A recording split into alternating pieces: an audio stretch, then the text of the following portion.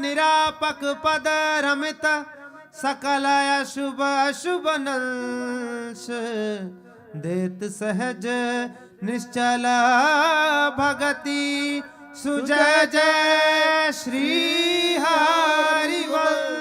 जय जय श्री नवनिवृत्त निकुंज विलासी लाडले ठाकुर श्री राधा वल्लभ लाल की। लाडले ठाकुर श्री राधा मोहन जी महाराज की जय।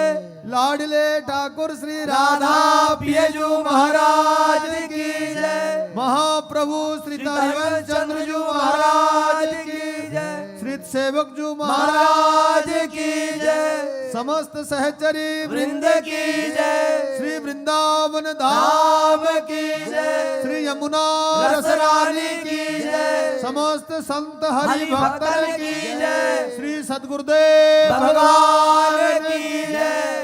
जय जय श्री राधे श्याम। जय जय श्री राधे श्याम। जय जय श्री